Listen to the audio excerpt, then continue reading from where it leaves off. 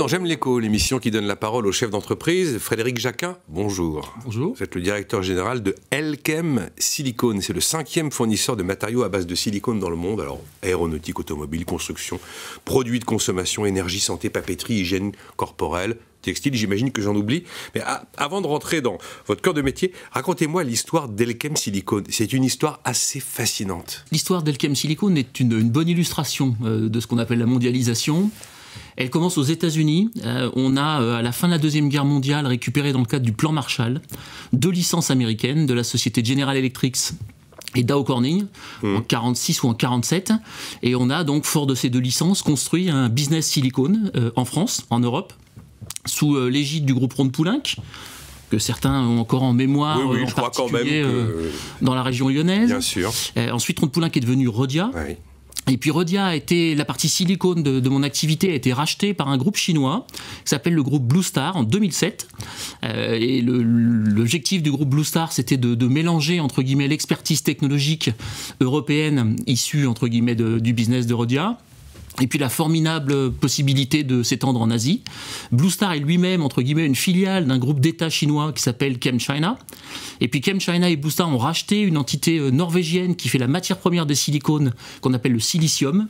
Ça doit également vous dire quelque chose. Hein. C'est en fait du sable qu'on purifie.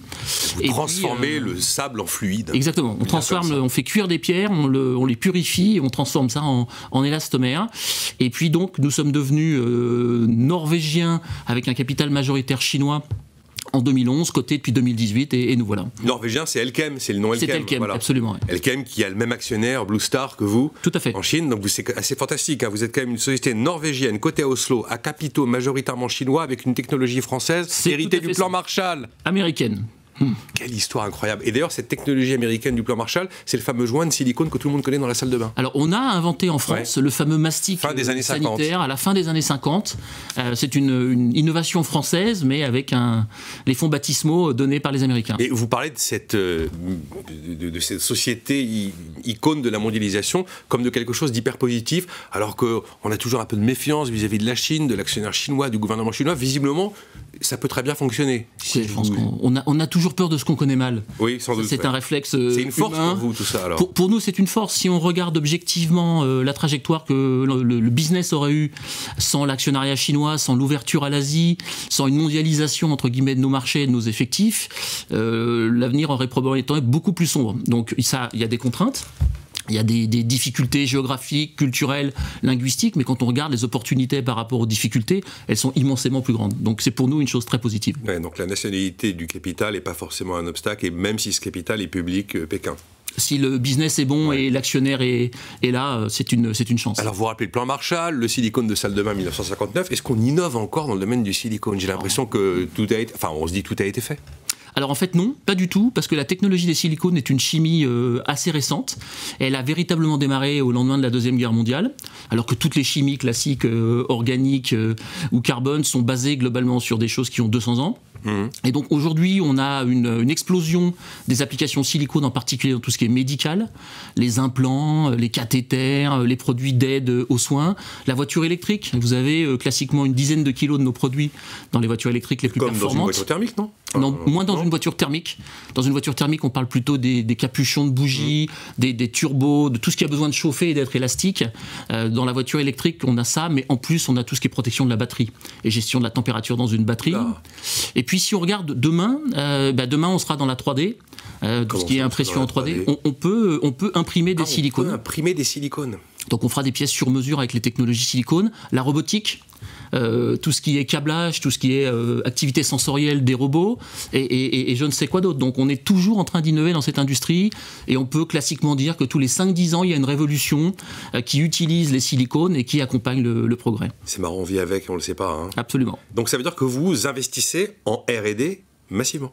On investit un peu plus de 4% de notre chiffre d'affaires, un peu plus de 400 personnes en R&D, moitié-moitié sur 2 hubs mondiaux, l'un en France, dans la région lyonnaise, et l'autre en Chine, à Shanghai. Et fort, entre guillemets, de ces 2 jambes, on arrive à développer des produits pour des grands leaders mondiaux que vous fréquentez tous les jours, mais vous ne savez jamais qu'il y a des silicones à l'intérieur. Et vous sortez des nouveaux produits. Globalement, 20% de notre chiffre d'affaires est fait avec des produits qui ont moins de 5 ans.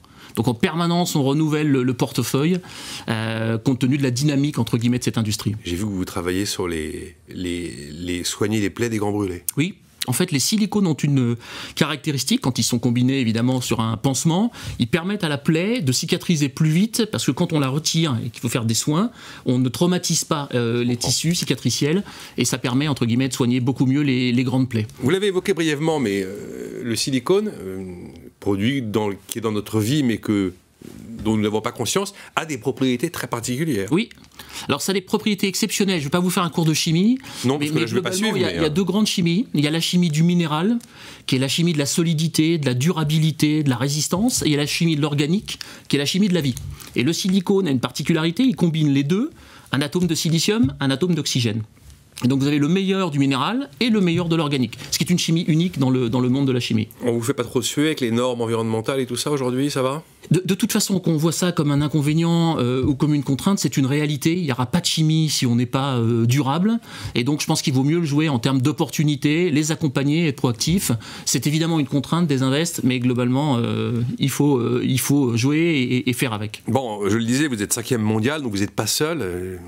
Tout le monde, j'imagine, travaille d'arrache-pied pour être à la pointe. Comment vous vous démarquez ? Quelle est votre stratégie ? Quels sont les enjeux par rapport à vos concurrents ? Alors, on n'est pas seul, mais on n'est pas tant que ça, en fait, parce que la technologie est assez compliquée et nécessite une intégration à la fois sur l'amont, la grosse chimie, et sur l'aval, l'innovation et le marketing. Et donc, il y a globalement 6 à 7 acteurs mondiaux qui contrôlent 80% du marché mondial. Donc, c'est relativement oligopolistique. Oui.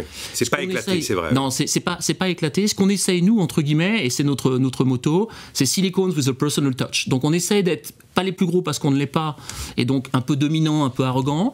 On essaye au contraire d'être plus à l'écoute de nos clients et de leur proposer des solutions qu'on peut décliner tant en Europe qu'en Chine et en Asie, et ainsi sur le mode du partenariat, avoir des solutions un peu plus sur mesure, mais pas avec tout le monde. Ah, vous allez pouvoir répondre aux besoins spécifiques d'un client. Oui, absolument. À partir du moment où on a un cahier des charges, le savoir-faire d'un chimiste de spécialité, c'est de traduire l'application, de traduire le besoin du client en caractéristiques physico-chimiques. Et ça, c'est pas trivial. Je me souviens, chimiste de spécialité, on dit Rodia, le chimiste de spécialité autrefois, l'expression me revient. Bon, Covid 2020, vous avez tenu le choc. 2021, vous la voyez comment ? Alors on a tenu le choc avec une année incroyable en termes de rebondissement. Alors on a d'abord, nous, été extrêmement impactés au premier trimestre par la crise en Chine. Puisque les 2 tiers de nos équipes sont basées en Chine. Et puis ensuite, on a été impacté énormément sur le 2e et le 3e trimestre en Europe et aux États-Unis. Le 4e trimestre a été bon. D'accord. Donc il y a eu un vrai rebond, et on est quand même porté par les fondamentaux de l'industrie des silicones qui se développent avec le GDP, avec l'émergence de la classe moyenne mondiale. Donc on est raisonnablement optimiste ou consciencieusement pessimiste, si vous voulez. On se prépare toujours au pire, mais on continue à investir, on continue à croire en l'avenir. Et le grand projet, là, d'un centre de R&D près de Lyon, vous le maintenez malgré tout ? Absolument. Bon. Il n'y a aucune raison. Dans l'industrie, il y a le temps long et le temps court. On a managé les deux. Ni une ni deux, vous allez doubler l'espace de R&D, là ? Absolument. Oui, 25 millions d'euros d'investissement, c'est quand même pas l'épaisseur du trait. Merci, Frédéric Jacquin, de nous avoir finalement affranchis sur un secteur qui nous entoure tous les jours, dont on ne parle jamais souvent, et sur lequel on ignore à peu près tout, en tout cas. Merci à vous, donc le directeur général de Elkem Silicone. Merci.